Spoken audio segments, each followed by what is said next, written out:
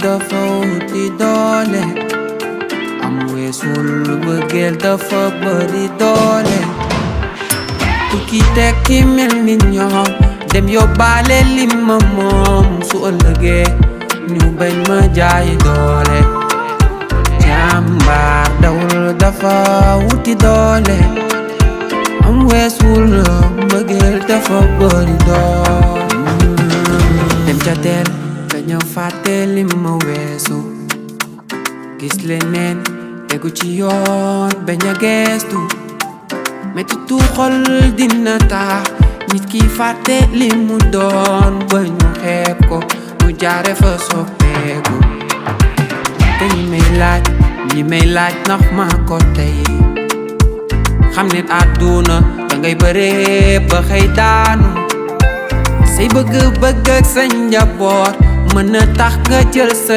yoon di ko jéem am lu mu laaj nga def ko jàmbaar dawul dafa wuti doole am weesuwul mbëggeel dafa bari doole tukki tekki mel ni ñoom dem yóbbaale li ma moom soo lëgee ñu bañ ma jaay doole jàmbaar dawul dafa wuti doole am weesul mbëggeel dafa bari doole tukki tekki mel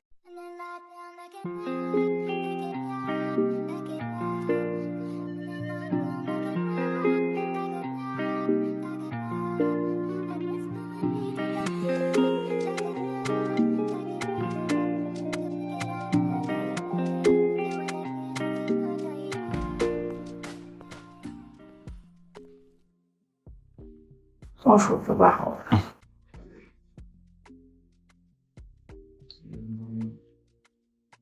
Adik, bagaimana namanya? Subhanallah, Assalamualaikum walhamdulillahi rabbil alamin. Bonjour ma fille chérie, ça va? Ça va et toi? Ça va, alhamdulillah. ngir yàlla bàyyil di ma convoqué xam nga ni ak lu mën ci am dinaa ñëw seet si la. Nii rek laa mënoon def pour nga ñëw. N'importe quoi. Bon bref, je voudrais qu'on parle business. Papa sama xalaat ci business familial bi xam nga ko ba pare donc laisse tomber. Et pourtant yaa ngi defar sa carrière doom. kon yow léegi danga may espionner. Xool sa doom ci li mu nekk ak ci li muy dox soo ko fatul loolu mooy espionner. Espionner nit en quelque sorte fàtt ko la. Tu trouves que dama lay fàtt? waxuma loolu sax mais vraiment là moom c'est trop tu abuses. Ma chérie, xool ma fii fàttuma la et j'abuse pas. C'est juste que dama bëgg a xam ci loo nekk xool sama doom ci lu mu nekk ak sama sët ci lu mu nekk loolu mooy suma wareef loolu rek laa nekk di def mais du dara. gis nga sa sët boobu loo ko wax te waxoo ko fecc danse waxoo ko dara loolu rek ko ñor fecc matin midi soir. Ben voilà lii la ñu xamee te en plus sama sët boobu lépp loo bëgg devais le mettre à ta disposition pour moom mu raw ñëpp fépp. je sais pas xaw ma je sais pas. te lii rek la sa yaay doon ñaan lii rek la bëggoon. papa dinaa si xalaat mais dinaa la wax lu leer après. sûr. loolu rek nga ma doon doyee non mën naa demee. waaw loolu la doon doy di. non man. et tu vas partir comme ça. dinaa ko ñëwaat. bébé. papa duma xale boo naan bébé de. o baax na.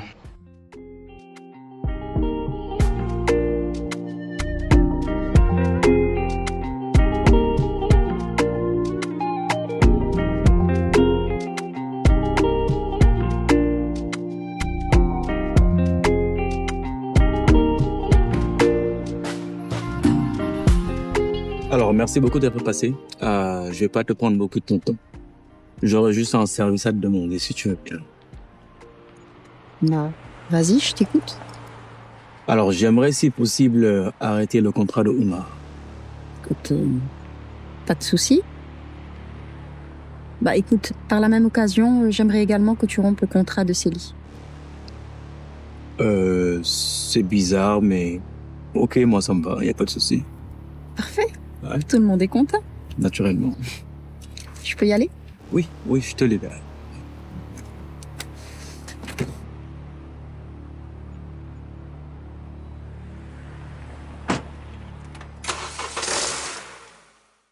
Moi, j'ai réfléchi à ce que tu m'as dit. Ah bon? Léegi wax ma kañ la ak naka la rek. Déet ndànk. Je suis d'accord pour qu'on travaille ensemble mais je te jure problème bu ndaw ma dem sama yoon. Sois pas pessimiste yow tamit la moo tax ngay ñaaw njort. Papa, je suis très sérieuse. C'est ma condition. D'accord chef. En plus, une autre chose. Na ku nekk def li mu war a def ku nekk def li mu mën a def. Alhamdulillah d'abord. Lii rek laa doon ñaan saa yu ma jullee di ñaan que tu acceptes de travailler avec moi comme yàlla def na ko alhamdulillah. Allez, fais un bisou à ton nouveau associé. yow lan lay bisu ci nouveau associé. sa baay laa nag. Vas-y. ak fii. Papa. waaw ñoo léegi yow tamit. C'est bon, ouais. Ah d'accord. Et s'il te plaît, maintenant, ne m'appelle plus. Que des mails professionnels, s'il te plaît. waaw d'accord. Sacré Leila. Alhamdulillah rabbil alamin. Monsieur Diatta, c'est bon. Votre fils Omar est totalement libre de droit. Ah, c'est super ça. En plus de cela, j'ai une information supplémentaire pour vous. Oui, dites-moi. Il a arrêté son contrat avec votre fils Eli. Quoi?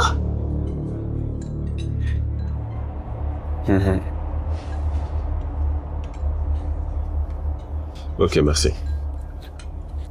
Au revoir, monsieur Diatta. Merci.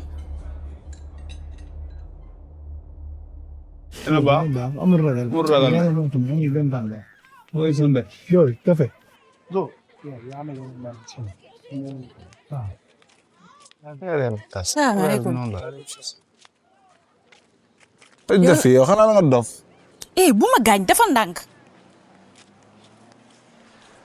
yow lan moo tax jëloo samay appel pour yow xaw ma fan nga nekk. sama téléphone sax xaw ma fu ma ko teg. yow lan nga xew la lan moo xew. lépp a jaxasoo. yow xanaa bëggoo ma def sa soxna. man ak yow waruñ am na boobu dis-moi lan la. non. waa may problème kër ga dañuy waaj a génne. lan moo tax waxoo ma ko. xam nga ni sa yaay sama yaay la léegi fi mu ne nii ñaata nga leen ameel. 2,500,000. 2,500,000.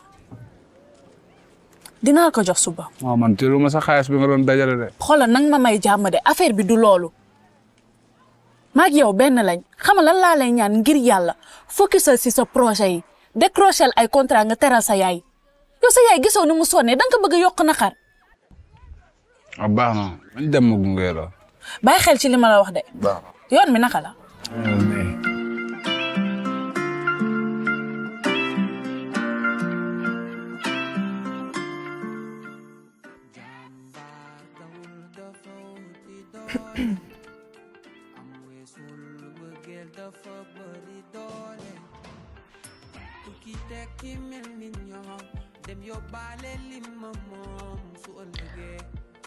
Oui, Madame Diop. J'aurais besoin que vous veniez valider le projet de Marc, s'il vous plaît. Oh. Ok, ne vous inquiétez pas, je vais gérer.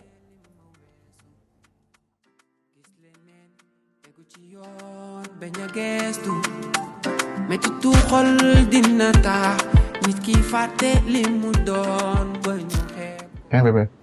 C'est de la part de moi. Bébé.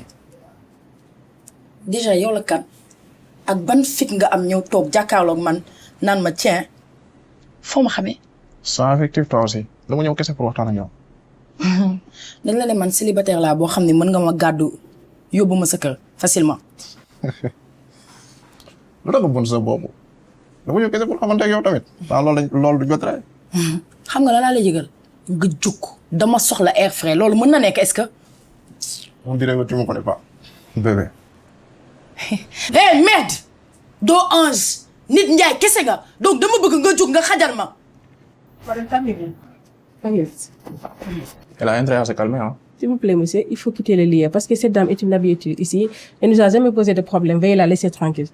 De toute façon, ça ne vaut pas la peine. Imbécile.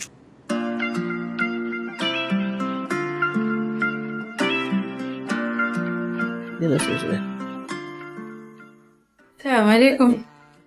waaleykum salaam. yaay booy sama doom jàngoo ko. yaa ngi si jàmm. na nga def. ça va bien. ça va. seen waa kër toogal. ça va ñëpp a ngi si jàmm. gannaaw mën naa la gëj naa la gis. maa la raw yaay. an sa ñoom yaay. ça va tout ñëpp le a ngi monde ci va jàmm. bien. ah sama doom ju baax ji. baax yaru taaru rafet dox ndànk wax ndànk. ah fàtte woo ma benn yoon. saa su ne yaa ngi may nemmeeku. maa ngi ñaan rek yàlla li ñuy mbébét ci yow. yàlla na ko yàlla mottali ci daraja Nabi Moustapha. amiin amiin amiin. yàlla na ko yàlla nangu. ba nga ñëw di daagu ci sama biir kër gii. amiin macha allah. billaahi dama kontaan ci yow. amiin yaay maa ko ci def. ah yow it ah waaye yow lii teguma la ko woon de jërëjëf lii nga ma jox yal na ko yàlla ful jërëjëf kontaan naa maa ngi dem jërëjëf ah xaat bàyyi rek ma daw bàyyi dem toogal waxtaan doo xareer bàyyi rek ma daw yàlla baax na maa ngi daw ñun ma seen waa kër nañ ko dégg inchallah allez au revoir merci jërëjëf ak a baax macha allah ay waay xale bi leen nii rek la dëkkee ak man xaaral ma def ko ni wallaay léegi ñoo bëgg koo jël ci ma. Dis-moi frère. Oui. Kii brave dame la Lyon là. Madame Diop. Ah madame DG moom c'est quoi son problème moom depuis jamonoy Abdoulaye Wade jusqu'à maintenant moom du jëkkër du far du leer lu mu mën teg ci loxo nit ñi moom lan mooy problème am. mais boy madame Diop dégg naa am na doom de. oui luy doom fi nga toog nii bu la neexee nga jur yow kii nu di que ni adopté wu ko on s'est jamais dit man damay ragal ni moom dafa am problème ak góor yi. non man je ne pense pas peut-être juste que dafa taseegul ak ku baax quoi. ku baax ko. boy madame Diop góor bu baax la gisagul te man dama cee gis sam bopp quoi xaw ma lan la. yéen yu demee nag. boy damay samp ci madame Diop lu mu am jël. samp la. jël ko lu neex. doxaan ko yow. mais bien sûr. yow mii nii. waaw mais je rêve quoi man sama copain laa jàkkaarloo nii so xam nga sa bopp. déjà madame Diop moom elle connaît même pas ton nom. raison de plus madame Diop daf may xam par force yow booy dama yaakaar ne danga ma fàtte quoi man genre yi rek laa aay te xoolal li ma la wax dama koy def. dina bëgg ma sa bopp nag tu vois yow ku la ngemb ah façon la chemin yëpp amul tous de pat la de vas-y. mais boy xaw ma lan la mais dama am ay doute quoi. boy madame Diop nga jàpp ne du lesbienne. question la de question la de.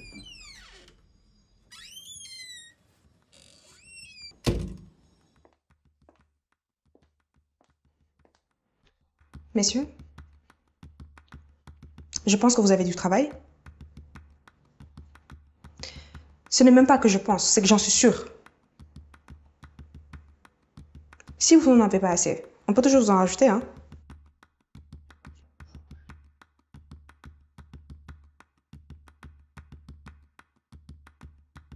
Vous êtes ici pour bosser. Et non pour colporter des rumeurs comme si on était au marché HLM. C'est clair? Vous allez recevoir une convocation, tous les deux, pour votre comportement plus qu'inadapté. Travaillez.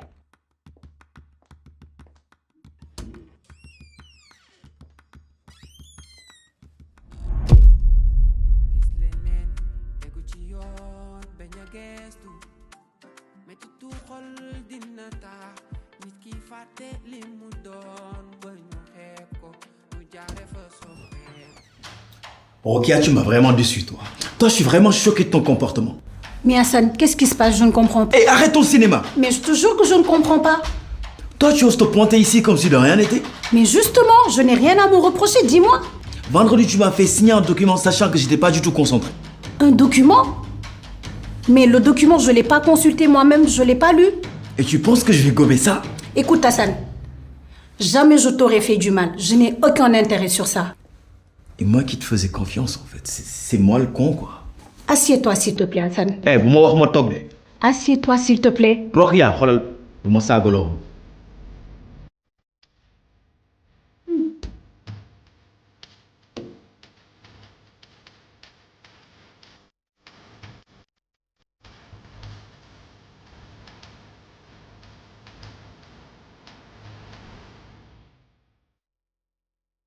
Donc toi, tu te permets de défaire le contrat de CELI sans mon aval.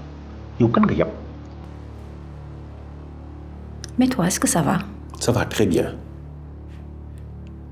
Tu penses vraiment que je ne suis rien sans toi, hein? C'est ce que tu veux entendre? Loolu nga bëgg dégg.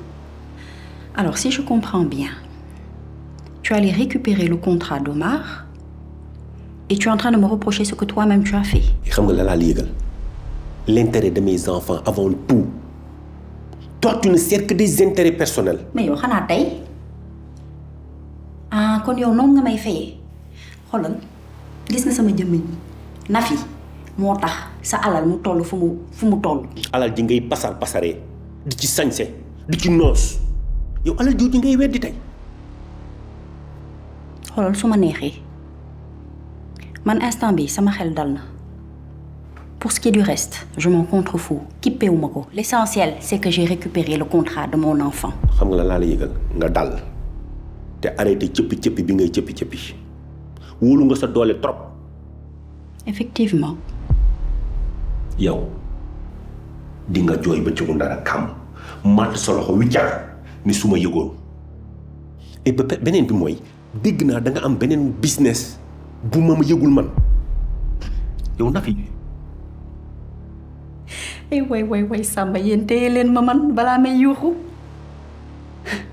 yow da nga foog ni lépp li ma war a am dafa war a jaar sa loxo. waaw man sa jëkkër laa yow sama jabar nga looloo war. xoolal yow nekkal fii reste la t'exciter dans tous les sens man dama war a dem doxi dox bi am naa lu may lijjanti est-ce que yaa ngi may dégg. femme de pouvoir ndànk rek gis nga yow sa musiba ngi ñëw yow xamoo sax li lay yott. c'est ça parle toujours ay waaye dangaa neex ak yaa neex. yaa xamoon dama neex tey nga koy soog a xam waaw.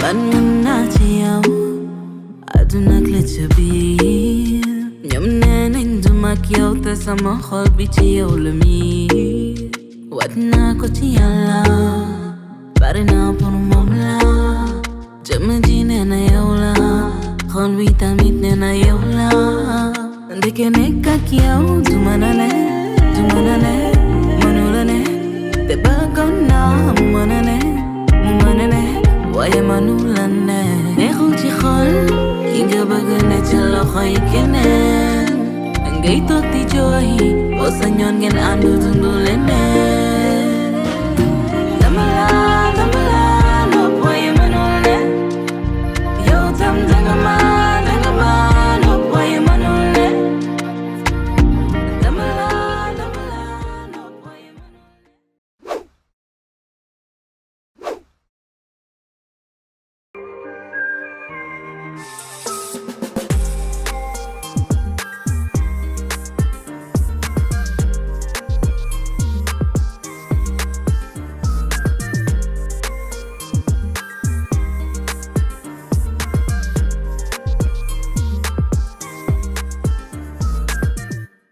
Bienvenue chez 30 mètres immobilier, votre partenaire de confiance pour tous vos projets immobiliers au Sénégal.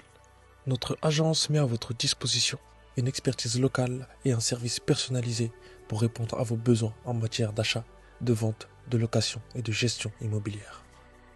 Nous disposons d'une fluidité dans les démarches administratives et ce grâce à nos différentes relations avec les administrations publiques. Vous êtes à la recherche d'un terrain, nos équipes sont sur place pour répondre à vos besoins. Avec 30 mètres immobilier, bâtissez votre avenir, sécurisez votre investissement.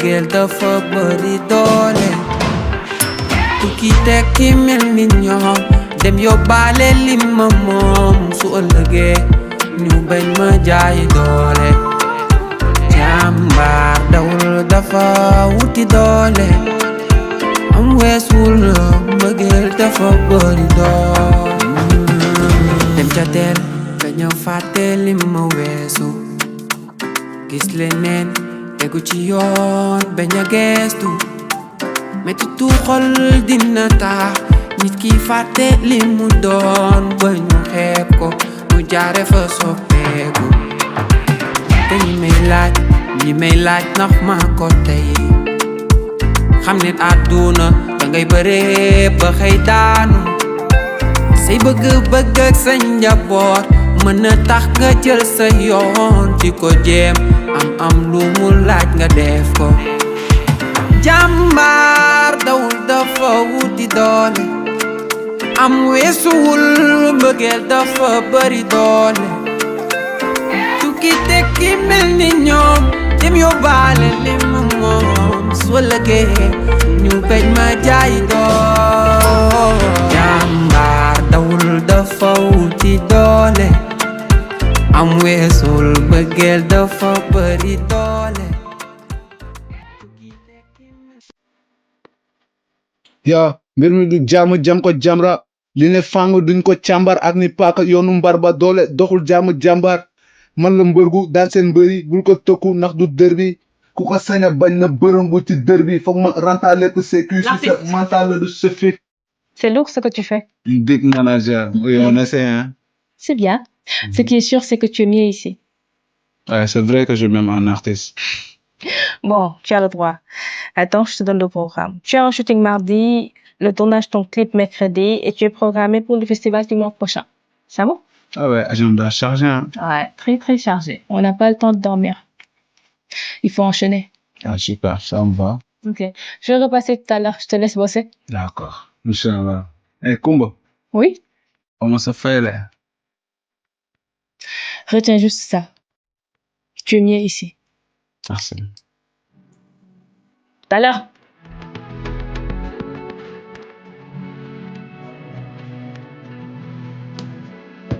Tu vas m'écouter, Hassan. Rokia, on n'a rien à se... Hassan, tu m'écoutes, c'est tout. Je viens de comprendre ce qui s'est passé la dernière fois. C'est ma sœur jumelle qui m'a dit de te faire signer ce document.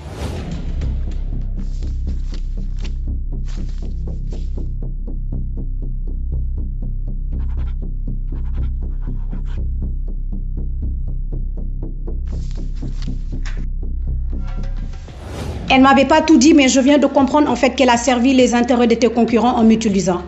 Rokia, comment tu peux prendre un document, le présenter et ne pas l'avoir lu au préalable? Je te dis que c'est ma sœur jumelle. Je lui voue une confiance aveugle. La preuve, tu m'as fait confiance alors qu'on n'a aucun lien de parenté. Donc imagine-toi un peu, mets-toi à ma place. Écoute Hassan, j'aurais jamais voulu te faire du mal. Tu le sais au fond de toi, sinon tu m'aurais licencié. Pourquoi ta sœur ferait ça? Laisse, je vais l'appeler. Oh.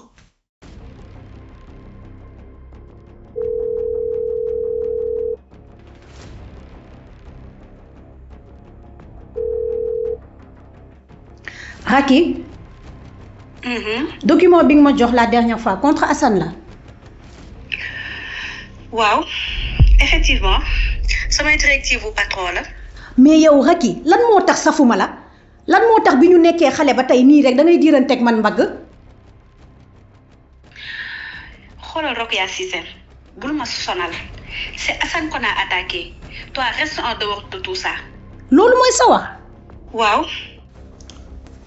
Gis nga yow ku bon nga.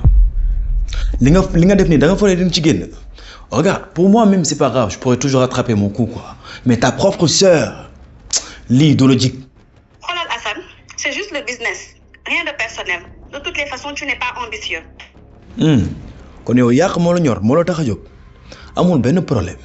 Mais na la leer ne gis nga bu may fayu du neex de. Te doo xam nga loolu. Xoolal, soo amee ay menaces yoo def, demal nga def ko say employé. Man lijjantiwuma la. Man feesoo samay bët.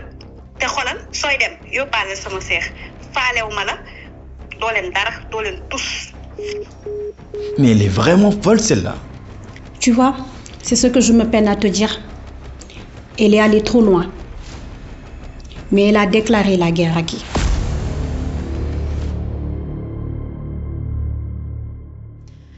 Oh, quel jour. waa fii ban guerre fi am fii lu fi xew qu'est-ce qui se passe c'est quoi tout ce bordel là waaw yaay maa xiif dangaa xiif awa ku may yuuxu madame Diatta ma belle maa lan belle lu xew mais awa fii lu fi xew lu tax xale yi lekk guñu man nga koy laaj yaa neex nag danga maa fay pour ma toppatoo xale yi man xanaa fii sa kër la nga dem doxi ba sa xol sedd nga ñëw nga may wax xale yi lekk bale ménage fomp man damay gént wala yow ni ak man noonu ngay wax ak man yow yaay kan dama ne yaa dem doxi ba sa xol sedd nga ñëw sama yoon nekku ci xale yi man boo xewee sa damay démissionné abal la sa kër naan ma ay lan muy mais man maa ngi ci film wala mais lu xew fii waaw prison break nga nekk noonu laay tegal ci kër gi nii sax mais ma loolu ma ñëw awa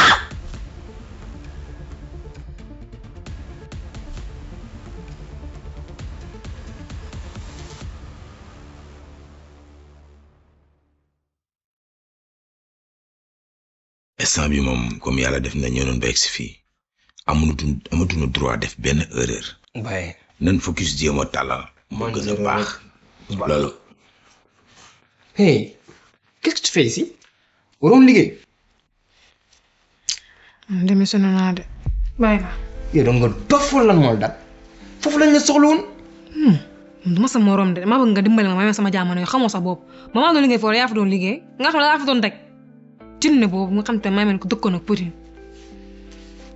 Samba utal ma liggéey sinon du baax de waaye léegi Samba yow li ma wax la moo si jar ay dee. baax na dégg naa la. mais am café ma naan wàcce sama stress bi sax dama énervé. yaa baax maa bon dama rek. d'accord xam naa la fexit ba mu génn foofu. mu sonal yow yaa liggéey foofu maa fay liggéey da nga xam ne laa fay dëkk.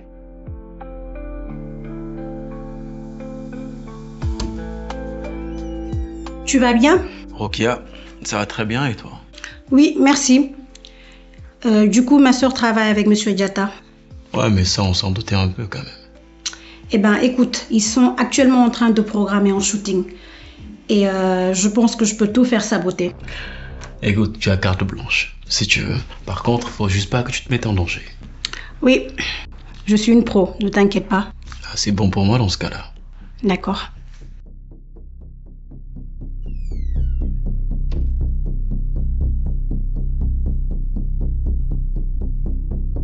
Monsieur Diatta, vous savez, on arrive en fin de saison. Faudrait qu'on mette en place un shooting annuel. D'ailleurs, on en parlait tout à l'heure en réunion. Mettez-le en place, c'est parfait. D'accord. Madame Cissé? Oui? Rapprochez-vous de Boignaï. Il vous fera un retour sur nos anciens shoots. D'accord. Comme ça, vous aurez une idée. Ce sera fait. Parfait.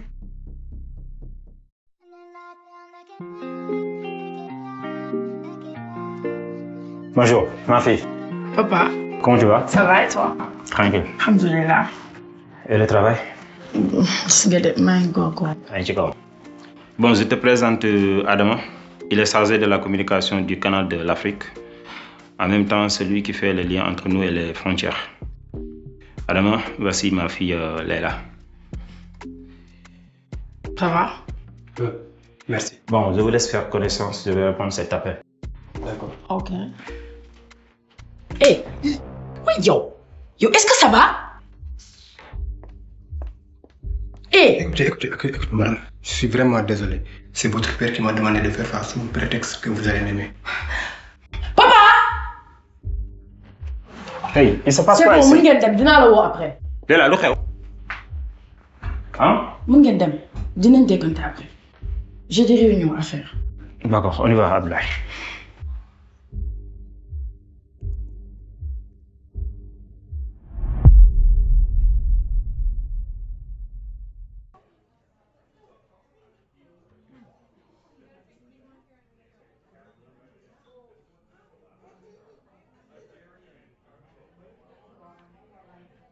Ça va? Vous allez bien? Oui, ça va. Mais Madame Cissé, on allait arriver comme ça, on attend le chauffeur. Non, finalement, on a annulé. Je suis venue vous le dire direct. Annulé, pourquoi? Mais pourquoi on n'a pas eu l'info par l'assistant? Comme je vous l'ai dit, j'ai préféré venir vous le dire en personne. C'est plus sérieux. Bizarre. Est-ce que vous n'êtes pas la sœur de notre responsable? Madame Cissé n'aurait jamais fait le déplacement. Ouais, c'est vrai qu'elle a une jumelle. Appelle-la pour vérifier. Hé! Calmez-vous! Ici, c'est moi qui donne les directives et vous devez les appliquer. C'est tout. Est-ce que c'est clair? Son téléphone sort dans le vide. On s'en va.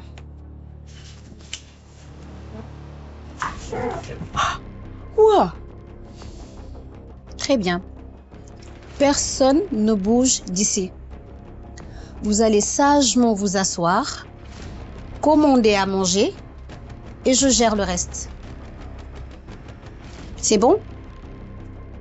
Souffle, récupère leur téléphone.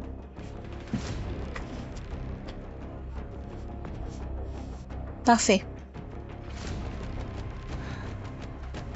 Ils sont toujours pas là? J'arrive pas à les joindre. Comment ça? Ah, ils ont essayé de me joindre. Je viens de voir. Bon, j'appelle.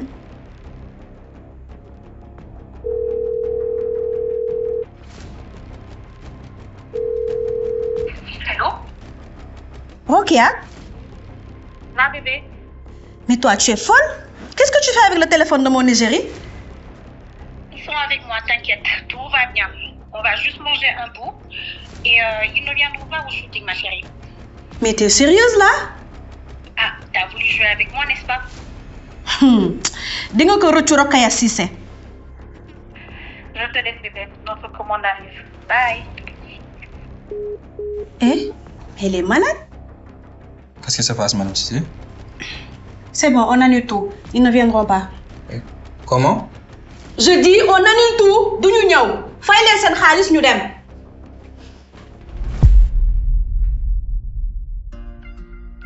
Alors, dis-moi, c'est quoi les nouvelles? RAS.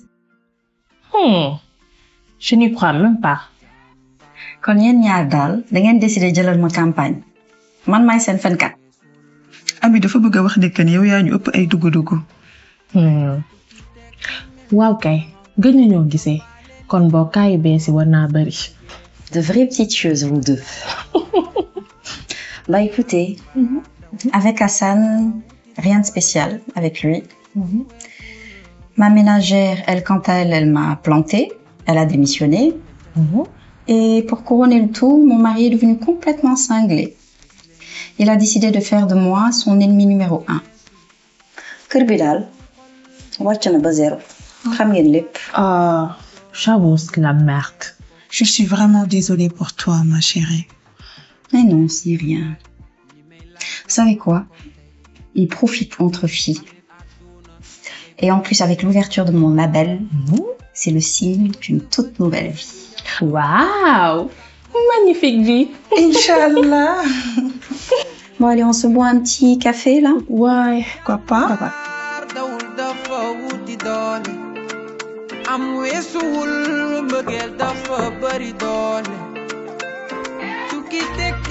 Je t'entends.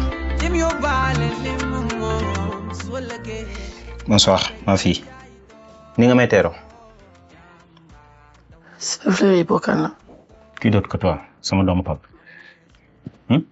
Jaru ko woon de.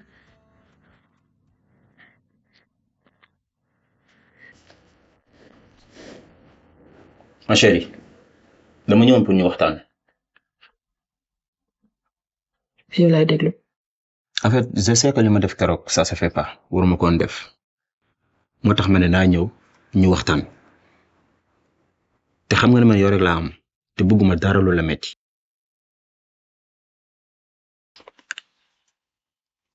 Donc loolu moo tax nga indi góor boo xam ne xaw ma ko sama bureau pour mu doxaan ma. Ma fille, c'est pas ça.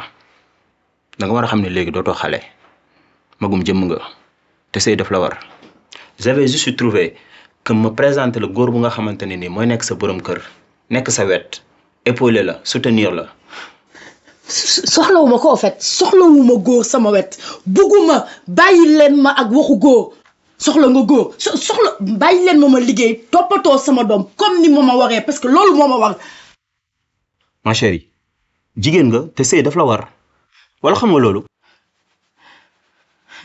bi ma amee 15 ans laa am doom 15 ans yéen ñëpp ngeen toog di ma seetaan. hey xam nga la laa bëgg bul dugg foofu est-ce que dégg nga baax na ma la wax bul dugg foofu au contraire yow yaa def li nga warul woon a def regarde-moi quand je te parle xool ma yow yaa def li nga warul woon def lan nga bëgg ma nekk fii nii di tëb di dal ci xale bu ndaw je vais pas le faire te ndu bëgg nga xam benn affaire mais je suis ton père sa baay laa dégg nga baax li ma la wax te ba lépp jeexee mën nga gis man maa fi nekk di la épauler yow ak sa doom. papa kan moo la wax que man d'accord na kan moo la waxoon que man j'étais consentante.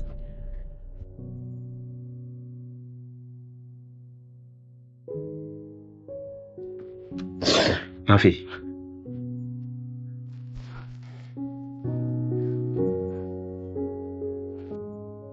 Viens là, s'il te plaît. S'il te plaît. S'il te plaît. Xam nga bëgguma la woon yuuxu. S'il te plaît, ne pleure pas. Et ne me fais pas pleurer, s'il te plaît.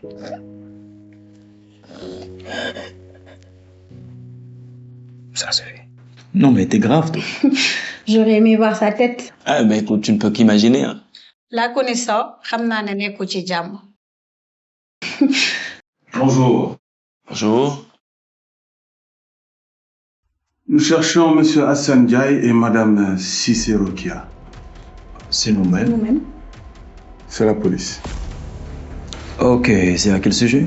Séquestration, intimidation, violence psychologique subite par les égéries de l'entreprise Diata causée par vous-même. Exactement. Ça va bébé? Du coup, c'est ma sœur et c'est le charmant Hassan. Ok, Madame Cissé a payé la caution, donc les charges retenues contre vous sont suspendues. Vous, par contre, M. Ndiaye, il va falloir nous suivre au poste de police. Et je vais suivre pour quelle raison? Vous êtes mis en cause pour responsabilité civile, c'est votre entreprise. Écoutez, je suis en plein travail là, je vais pas juste laisser mon travail. Ça sera pas loin, s'il vous plaît. Mais... D'accord, je prends mes affaires et j'irai. Très bien.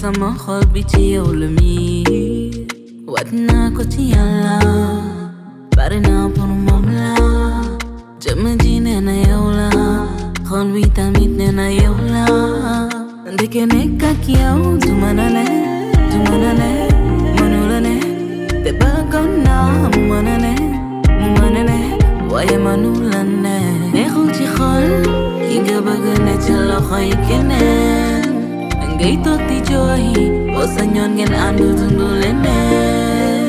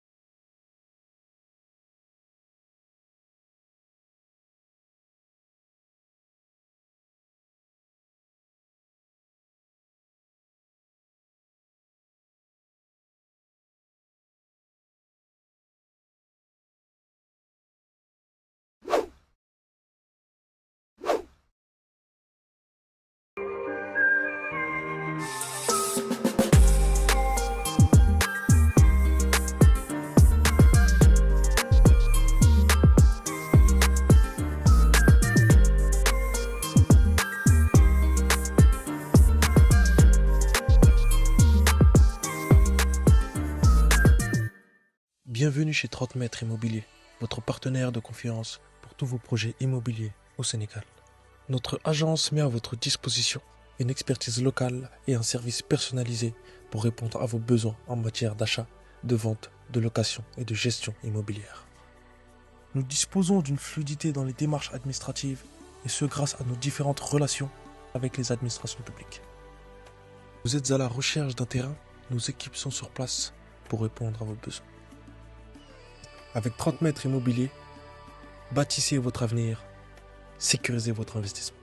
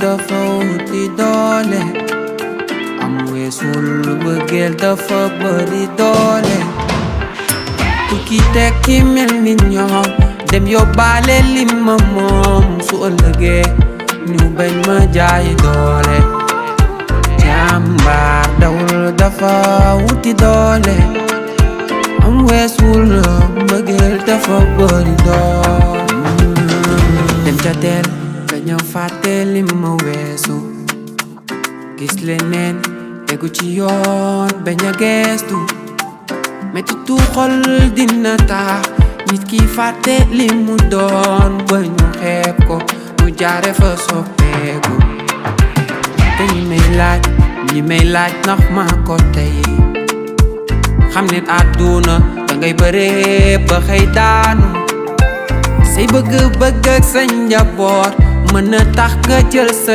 yoon di ko jéem am lu mu laaj nga def ko jàmbaar dawul dafa wuti doole am weesuwul mbëggeel dafa bari doole tukki tekki mel ni ñoom dem yóbbaale li ma moom soo lëggee ñu bañ ma jaay doole jàmbaar dawul dafa wuti doole am weesuwul mbëggeel dafa bari doole.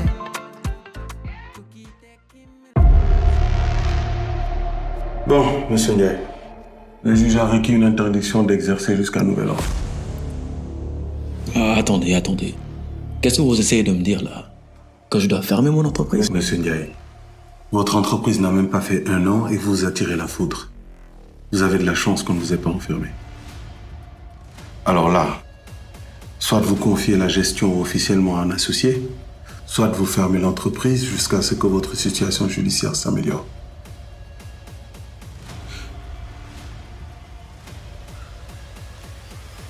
C'est bon, j'ai compris.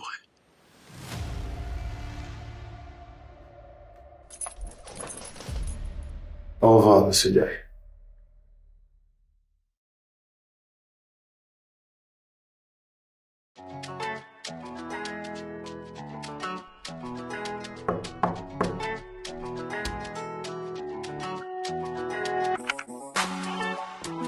Bonjour Madame Diatta, vous allez bien?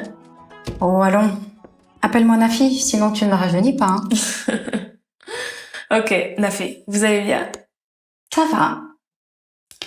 Alors Kumba, dis-moi, comment tu t'es arrangé à faire signer Mr. Cash? Je suis curieuse. Ah ça quand même, laissez-moi juste vous dire que un magicien ne dévoile jamais ses tours. Effectivement. L'important, c'est qu'il est signé. Ça c'est vrai. Alors, nous l'aime toppatoo, monsieur. Kumba, soo xamoon li ne si sëy balaa nga siy dugg di nga def ndànk. Bàyyi sëy yi ngay wax sëy dafa neex bay bëgg a dee. li ne si kawam rek moo mel ni lem li ci suuf kaani rek kon te kaa def ndànk. soo ko waxee gëm naa ko kon nag maa ngi ñëw dem. Allez, bonne fin de journée, Kumba.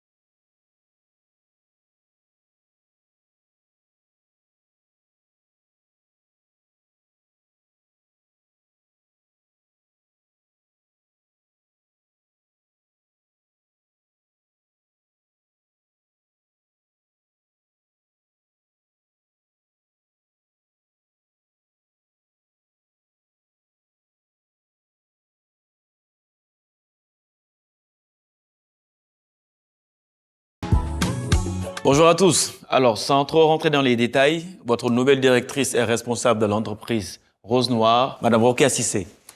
Donc, je vous remercierai de la traiter à la même enseigne que ma personne. Je vais juste me retirer quelque temps. Je tiens à spécifier que je suis ni malade ni en voyage et je suis très proche, pas loin du tout. Je vais juste m'absenter quelque temps. Et je tiens aussi à spécifier ceci. Ceci n'est pas une blague. Étant la nouvelle directrice, Madame Cissé a la capacité et le luxe de mettre fin à n'importe quel contrat dans cette entreprise. Je vous remercie donc de prendre ceci en considération. Bon courage à vous et bonne fin de journée. Merci.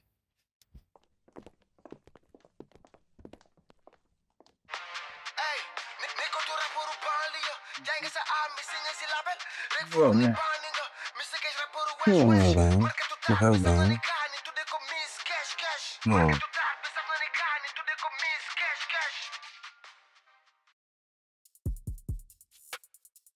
Bonjour Cynthia. Oui, bonjour. Je vais très bien. Alors Cynthia, écoute-moi. J'ai besoin d'informations sur ma femme, son label et sa signature, l'artiste Mr Cash. Oui, exactement. Gère-moi ça très rapidement, s'il te plaît. Merci. Merci Cynthia. Yélen arrêtel bàyyil li ngay def gis nga nit du topp jëkkëram ba mu ça va naka ça va il faut que ñu waxtaan sérieux parce que yow depuis loolu mënoo fexe ba ñu avancer normalement. léegi rek laa leen bëggoon a woo pour expliquer leen. xam nga daal sa layam sa nga war a ba te wax ki dëgg yow la ma sa problème yow. xaar ma jox la nga toog. yow amul lu may xaar de lan lay xaar wax ma rek yow bu leen la sa waxal lan ngay wax.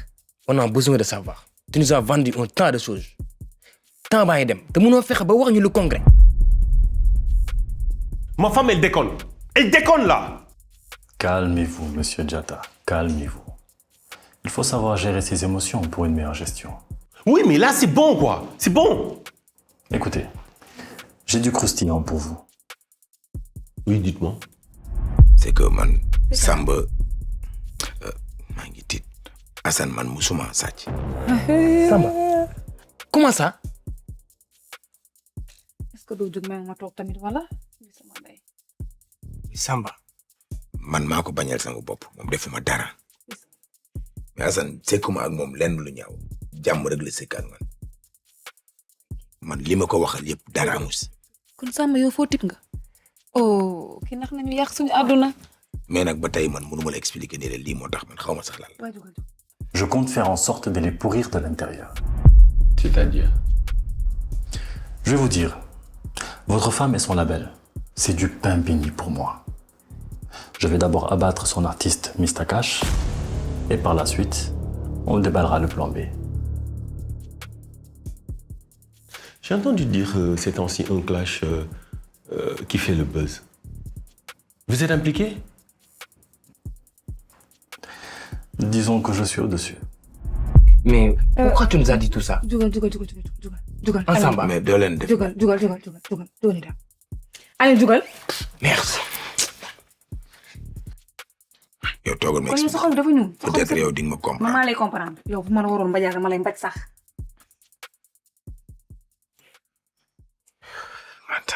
man moom yàqu na parce que lépp lu ma laal mu yàqu man kesaan bi man ko bu far billahi bu xaru dagonoon nga xam lépp dëgg la.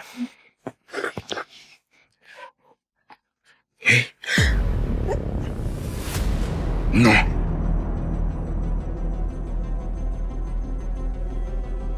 Vous êtes intelligent. Et c'est quoi le plan B? Ouvrir un label concurrent de celui de votre femme. Je mettrai à disposition les fonds nécessaires et après, vous prendrez la tête de ce label. Qu'en dites-vous? Intéressant. Très intéressant. Ce sera avec plaisir. Parfait.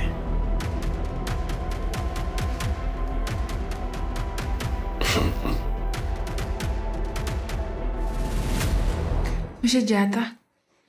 dégg naa li nga def sama kër samay jabar ak sama doom.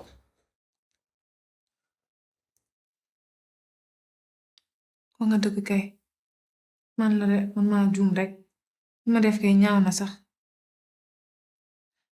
waaye sa jabar moom tamit elle est pas gentille moom melu comme yow dafa maa toog ba mu sës moom elle me supporte pas. Awa man xam naa ni yow bonuloo ci kër gi nga bokkoon li kon lan moo la jaral lii yëpp. dëgg la de maa juum noonu rek mais dinaa ko dem baalu àq sax dinaa dem baalu. jaru ko ndax moom yëgalu ko sax boppam. ah bon. yëgal nañ la mën nga jóg dem. merci waaye monsieur Diatta am naa tamit leneen lu ma bëggoon laajte. yow laay déglu. Soudia doo ma jël ma liggéey sa entreprise bi comme ça man ma gën a mën a faru sama liggéey sax. da ngaa bëgg rey sama jabar xanaa. déedéet mu ma kaa rey dama bëgg liggéey rek.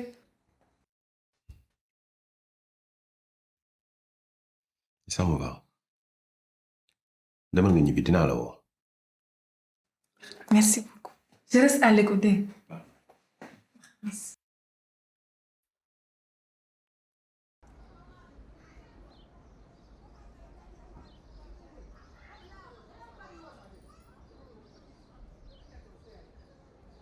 Ah, l'artiste. Comment ça va? Moi, ça va. Mais toi, je vois que ça ne va pas. Comment ça? On a tous entendu l'histoire du clash en... Ah, excuse-moi. Je ne me suis pas présenté. Monsieur Diatta. Là. Ok, bon, le plus compliqué dans tout ça, c'est ton histoire. ñëpp dañ la jàppee dof. Mais man duma la seetaan. En fait, loo may doyee. seen kër naruñu woon leen génne. sa yaay, sa manager ak Bintu ñoo la teg dil. mooy wax ne loolu mënul nekk. Ah, l'artiste. Tu sais, je suis très très bien renseigné. Laaj leen, tu comprendras. Bon, écoute, voici ma carte. Si tu veux signer un vrai contrat, fais-moi signe.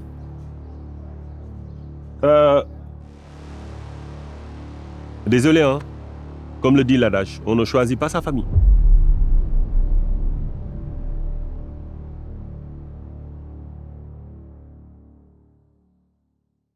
Foo nga déglu ma. Samba amul lay wax Samba man ak yow yàgg nañ Samba ma bàyyi sama lépp bàyyi sama liggéey ndax yow Samba ma yërëm la jaral ma xeex ak sa rakk jaral ma dem liggéey ci entreprise concurrent nekkatil yëpp ay fen la. Foo nga déglu ma. Samba la lay déglu. gis nga man duma nit ku baax gis nga bu doon jege mooy tax doon bokk ndox du musa togg jën traité ma de tous les noms d'accord naa loo ma wax nangu naa man xam naa duma nit ku baax iñaan kese moo ne sama xol bi yéenew ma Assane lu baax mais bu ma nangoo wàcc taxaw sa kanam tey di la jégalu c'est juste bugguma laa perte loolu kese moo tax du dara nit bu nangoo reconnaître erreur am yi leen danga koy baal te bañ ko topp. danga bëgg ma baal la dama léegi ci Assane nga wax ko dëgg bi yëpp. bu ma leereen ma ko defee nga jégal kon léegi laa koy dem def ci aw ma si benn problème man nag ma jégal rek nga baal ma loolu kese moo ma ñor saa yi.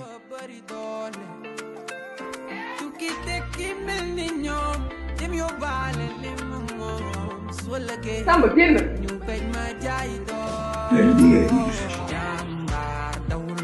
Samba génn.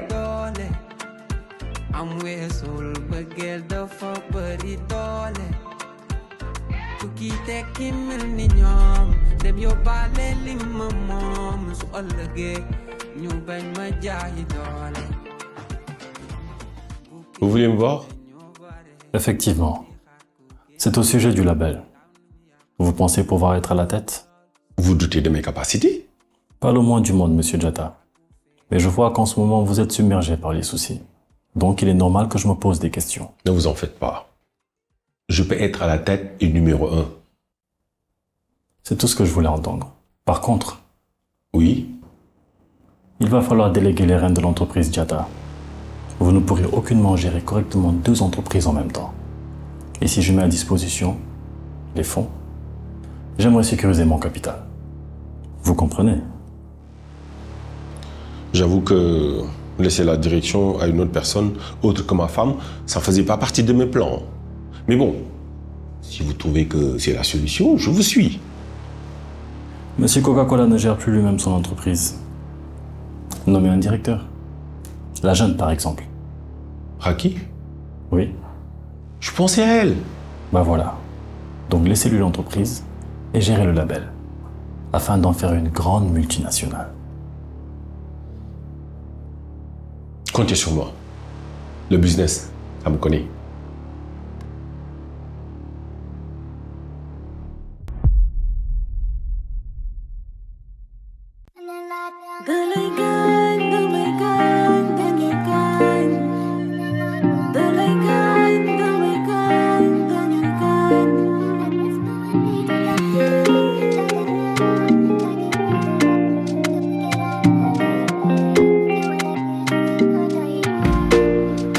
Banana ci yow aduna ak la ca biir ñoom nee nañ du mag yow te sama xol bi ci yow la miir wat naa ko ci yàlla pare naa pour moom la jëmm ji nee na yow la xol bi tamit nee na yow la ndeke nekk ak yow du mën a ne mënu la ne te bëggoon naa mu mën a ne waaye mënu la ne neexul ci xol ki nga bëgg ne ci loxo yi keneen ngay toog di jooy boo sañoon ngeen àndu dundu leneen